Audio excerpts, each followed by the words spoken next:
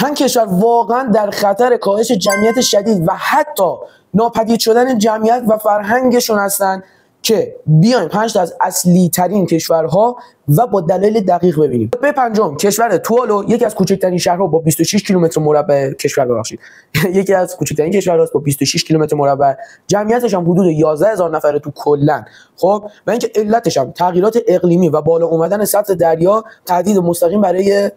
این کشوره و اینکه قرار دولتشون تصمیم گرفته که تمام اینها رو به نیوزیلند منتقل کنن، تمام انسان‌ها رو، چون بعضی از شهرهاشون آب گرفته و سطح آب اومده بالا، بعضی از محله‌هاشون هم حتی تخریب کرده. و اینکه بریم سراغ رتبه چهارمی، پالاو، کشور جزیره‌ای کوچیکی که در اقیانوس آرامه و اینکه حدود 18000 نفر جمعیت داشته که رو به کاهش بوده، یعنی خب قبلا خیلی بیشتر بودن. و اینکه علتش جوانانشون خیلی هاشون به آمریکا و استرالیا مهاجرت کردن و اینم تهدید آب که داره میاد بالا دارن که بعضی از محله‌های اینا هم آب گرفته ولی خیلی کمتر از کشور قبلی بوده و اینکه تا چند دهه دیگه هم احتمال داره کاملا این کشور زیر آب بره و تهدیدات خیلی زیادی هم داره این کشور تو زندگی کردن. رتبه سومی کشور ژاپن که از حدود سال 2010 از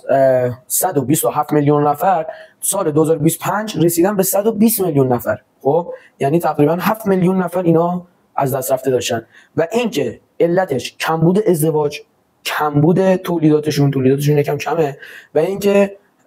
امید به زندگی ندارن توی ژاپن، خودکشی میکنن. خیلی از اینا خودکشی بوده که پیش بینیشون تا سال 2100 میاد زیر نصف این نرخی که بهتون گفتم و اینکه خیلی هم کشته دارن و همین که خیلی جمعیت کشورشون داره جمعیت سنی کشورشون داره میره بالا. گیریپاش کردن تا اومدن یه چیزی رو بگم و اینکه میانگین سنیش الان از 48 شروع میشه که میره رو به بالا و یکی از پیرترین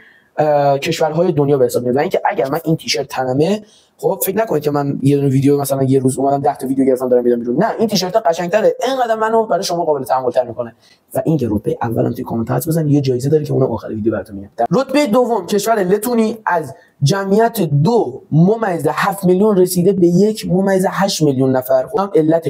علتشون این بوده که وقتی به اروپا پیوستن اینا جوانانشون کاملا از این کشور مهاجرت کردن به کشورهای اروپایی و اینکه نرخ زاد و ولدشون به شدت پایینه و اینکه شهرهای کوچیکی داره که در حال خالی شدن، بعضی از شهرهاشون هستن که کاملا خالی شدن. خب و اینکه بریم سراغ اولی که شما توی کامنت ها حد زدید، کشور اولی که تهدید جمعیتی داره که توی کامنت ها حد زدید ولی سابسکرایب کردی، بلغارستانه که از 9 میلیون نفر در دهه 80 رسیده به 6 میلیون نفر در سال 2025. علتش هم خیلی از جوانانشون به اروپا مهاجرت کردن و اینکه تولیداتشون هم اینا هم کمه، زاد و ولدشون منظورمه، و اینکه جمعیت سالمندشون خیلی زیادتر از جواناشونه و اینکه پیش بینیش تا سال 2050 ممکنه برسه به زیر 4 میلیون نفر این کشور. آقا دمت گرم، کانسپت یادتون نره، بقیه ویدیو رو ببینید.